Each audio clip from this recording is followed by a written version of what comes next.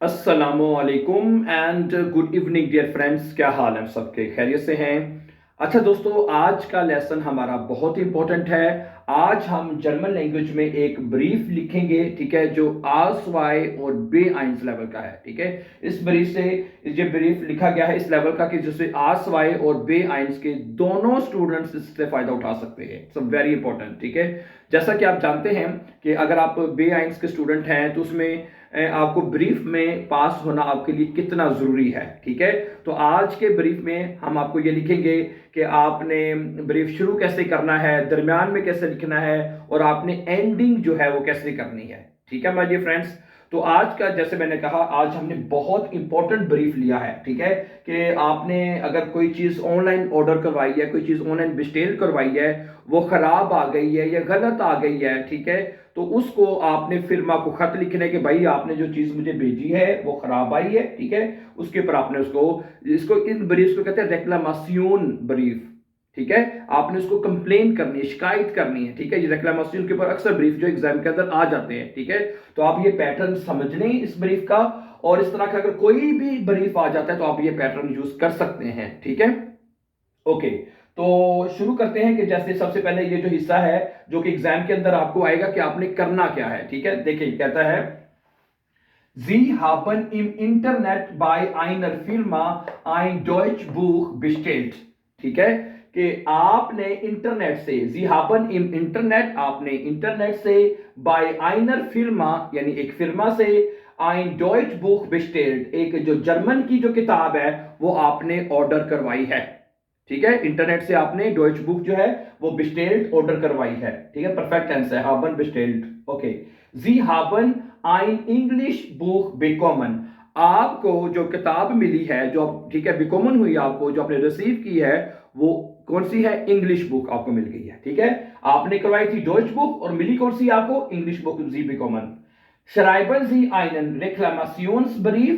ठीक है, एक आप जो कंप्लेनिंग खत है, खत जो वो आप लिखें zu folgenden Punkten, इन चार ये पुंक्टन है, इन यानी 1 2 3 नॉर्मली 4 पुंक्ट होते हैं, तो इस ब्रीफ में हमें 3 पुंक्ट नजर आ रहे हैं सिर्फ। ठीक है, 1 2 3, तो कहते हैं folgenden, folgenden जो पुंक्टन है यानी नीचे दी गई जो 3 पुंक्ट है, इनको आपने मद्देनजर रखते हुए इसका ब्रीफ का आपने जवाब देना है।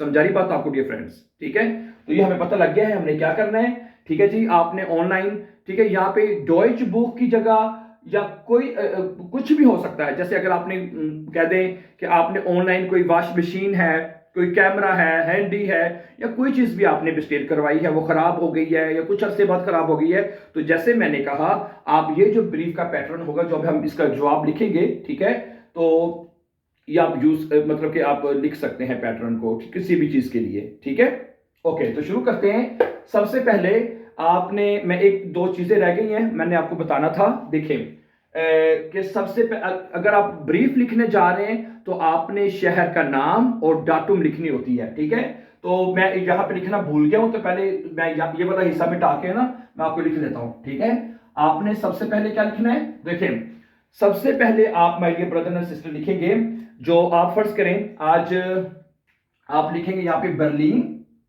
ठीक है, ओके, जो आपके शहर का नाम है, आप कोई भी शहर का नाम लिख सकते हैं। ठीक है, उसके बाद फिर कॉमा, फिर देन, ठीक है, और उसके बाद फिर आगे डाटुम आगे आ जाएगी। ठीक है, इसका यहाँ पे डाटुम आज क्या है? 1/6/2024 लिख दिया। ठीक है, 1/6/2024। ठीक है, अगर आप ब्रीफ लिखने जा रहे हैं तो आपने सबसे पहले शहर का नाम और डाटुम आपने राइट साइड पे ऐसे जरूर लिखनी है। ठीक है, अच्छा, और दूसरी चीज जो हम भूल गए, ठीक है, ये कहने का मकसद है, ये सबसे ऊपर वाले ऊपर जब ब्रीफ आप शुरू करेंगे, ठीक है, यहां से स्टार्ट ये पहले आप लिखेंगे। फिर दूसरी चीज आपने लिखनी होती है बिट्रेव। बिट्रेव क्या होता है पता है आपको? बिट्रेव होता है सब्जेक्ट, अगर इंग्लिश में आप कहें तो सब्जेक्ट कहते हैं, यानी कि जो ब्रीफ आप लिखने जा रहे हैं उसका मौजू क्या है, मौजू क्या है, सब्जेक्ट क्या है उसका, बिट्रेव क्या है। बिट्रेव क्या है कि अब इसका बिट्रेव से क्या बनना चाहिए आपके ख्याल से?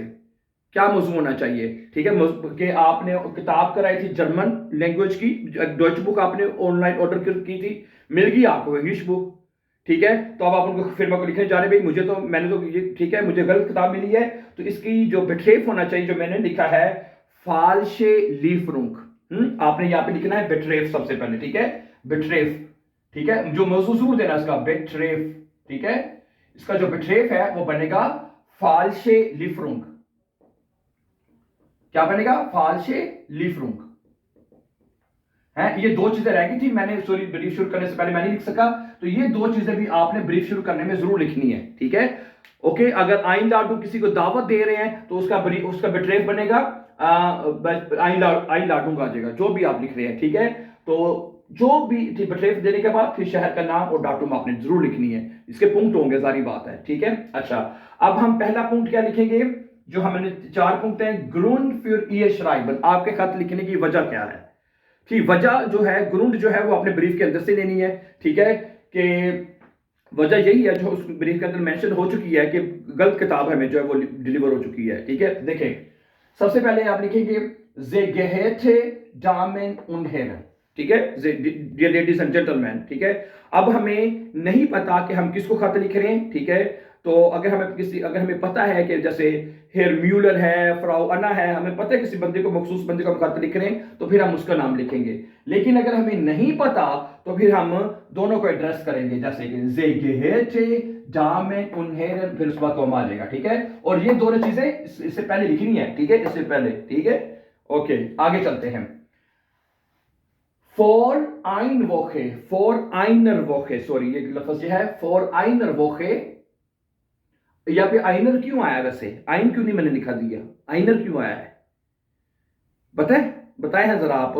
अगर ये यहां पे मैंने लिखा है फॉर आइन वोखे, लेकिन आइन गलत है, आइन नहीं आता, फॉर आइनर वोखे आता है। क्यों आइनर किया मैंने यहां पे? बताएं जरा। हाँ जी, फॉर जो है वो प्रेपोजिशन है डाटिव का। जब डाटिव लिखते हैं तो आगे देखते हैं कि डाटिव के बाद अगर जो आपका है आर्टिकल दी है, तो दी देर में चेंज होता है। ये चीजें हमने अपने पुराने लेसन्स में मैंने आपको डाटिव में ये सारी चीजें मैंने तफसील से बता दी हुई है, ठीक है। तो डाटिव, ठीक है, इस वजह से दी है तो दी देर में चेंज होता है, तो आइनर हो जाएगा। फॉर आइनर वोखे, एक हफ्ता पहले habe ich bei Ihnen im Internet ein Deutsch Buch bestellt, ठीक है, bestellt से यहां पे जुमला खत्म हो जाएगा, ठीक है, कि मैंने एक हफ्ता पहले आपसे एक जर्मन किताब जो है इंटरनेट से बेस्टेल करवाई थी। heute habe ich ein Paket von Ihnen bekommen, ठीक है, heute आज, ठीक है, habe ich ein Paket von Ihnen bekommen, आज मुझे आपकी तरफ से एक पैकेट मसूल हुआ है, ठीक है। अब यहां पे एक और बात बतानी थी। अब ये जुमला, ये देखें, ये दोनों जुमले हमने शुरू किए हैं सब्जेक्ट से पहले।